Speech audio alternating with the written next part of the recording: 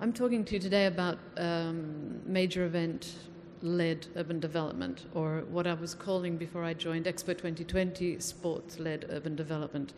I've spent 20 years in teams designing, developing and delivering major events across different cultures and countries, and I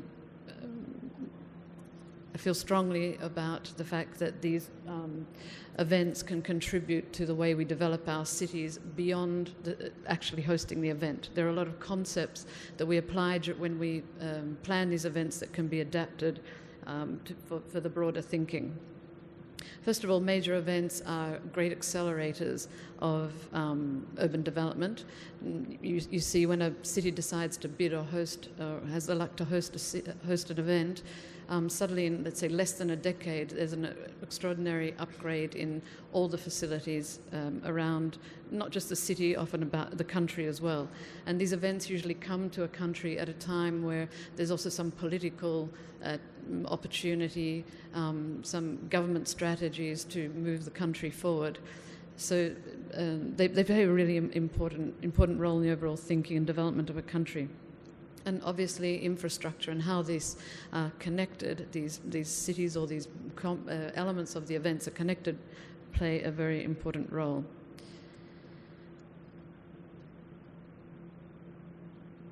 How do we move forward? This one? Oh, the big one, sorry. Thank you. In 2009, I was working in Delhi on the Commonwealth Games, and I was called by a friend who's an art professor in New York, who runs a clinic, I think it's called X Clinic, and she looks at the health of cities. And she was invited to put together an exhibition on behalf of the Australian Embassy in Washington. And she was calling on people to comment on the health of the cities and to contribute to this conversation. And she asked me to look at what the effect of major events would be on the cities and the health of the city. And that was the first time I had a chance to look at or think about all the work that I'd done and how it really moved beyond the city. This was the panel we submitted. I'm happy to give the context to the organisers later if you want to read the ins and outs of it. But it basically summarises the cities of Athens, which hosted the Olympic Games in 2004, which was where I started working on major events.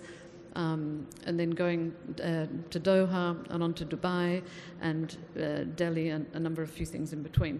But I'm going to use these 4 cities to demonstrate some of the ways in which major events affect the development of cities and how the infrastructure planning is also affected.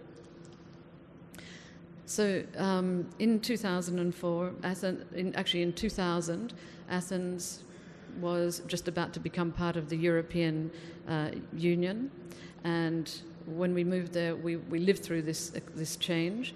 The city, which was only 25 years on from military rule, was launching into a completely new era. This affected the entire city. Of course, hosting an Olympic Games is a very big burden on a city. But it allowed the city to move from what's in black and white is the old airport, which was still active, I think, until 2001 or 2. And that site then got demolished, and the whole runway was turned into, because it was built along the waterfront, was turned into one of the Olympic venues. So Athens, on the occasion of the Olympic Games, received a brand new airport, which is the colour photograph you see, which is a big international airport, German designed and run, I think. And this is what happened to the old airport. So it hosted the hockey, the old airport hangars that turned into indoor halls. There were parts of the master plan that turned into hockey stadiums and baseball stadiums. And then you can see the whitewater rafting, which is a very expensive and unique type of venue to build. And unfortunately probably everyone knows that all the facilities in Athens have not been maintained well beyond the Olympics. So that's another point for discussion. However, on top of the airport, it also received a brand new metro station, a system to link up to the existing train system, and a tram system. So the tram system runs all along the beachfront. Athens is built all along the sea, but this was a considerable upgrade from a city that was relying mainly on taxis, as you can see from the other image. Moving from Athens, I then moved on to Doha, which in 2005 was a sleepy desert town with a big ambition, and we put together the Asian Games. At the time we arrived, coming from an Olympic city, it was very hard to imagine how this desert town could get to that level, and their ambition was to run an Asian Games that was like a mini Olympic Games. When we arrived, you can see the photograph in the middle is one of the old roundabouts. Doha is famous for its roundabouts. At the time we moved there were no traffic lights, hardly any traffic lights. There was no traffic system, and getting stuck in a roundabout was just kind of a thing that everyone would talk about, where people would just launch themselves into the roundabout and you just go around a few times until you could find your way off it, which was a bit like driving on the dunes. And through the 10 years that we were in and out of working there, we worked with the government to put together what was called the Qatar Sports Venue Master Plan, which was taking the whole city of Doha and looking at how it might develop to eventually be an Olympic city. What that allowed the country to do was consider areas of the city for development that, whether or not you win an Olympic city, there were good planning precepts to tie together a whole, the development of cities. So you look at sport at grassroots level, then you look at it at regional level, and then you look at it in the context of the global environment.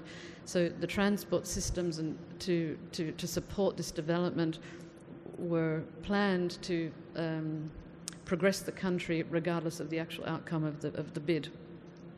Of course, Doha was aiming to be the sporting nation of the Middle East, and in 2010 it won the rights to host the Qatar World Cup, and off the back of that it's received now a fully futuristic transport metro system, which, as you can see, is in 10 years is a very big leap from the central picture of the roundabouts.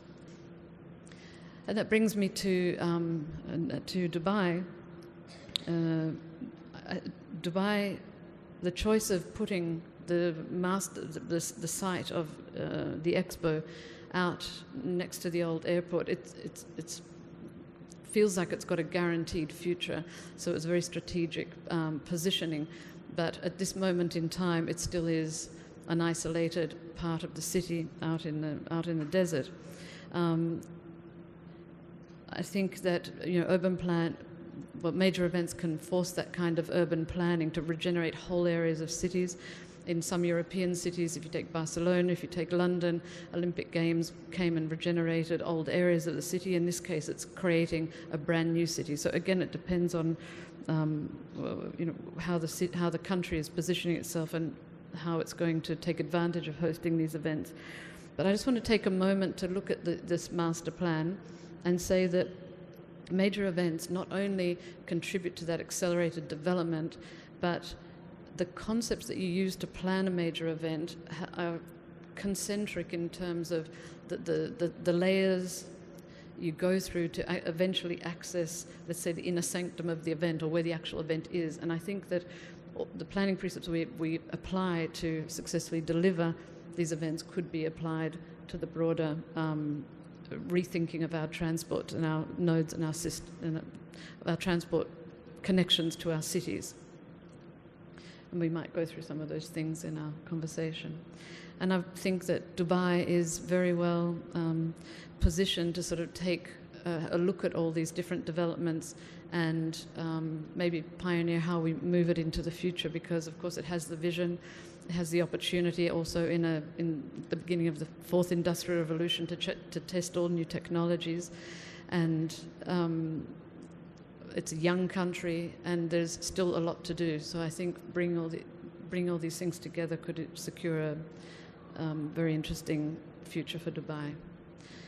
And I think, as a last slide, I'd like everyone to consider that Dubai is the probably only city, I think, that's built 50 kilometres worth of cycling track out into the desert, no particular destination, but it's the most popular thing around Dubai. Everyone's cycling. So taking that notion of the health of our cities to this kind of level, I think, is, in its simplicity, is also very pioneering. And I'm suggesting maybe some of the highways end up being like that, and why not maybe even cycle to Expo. Thank you.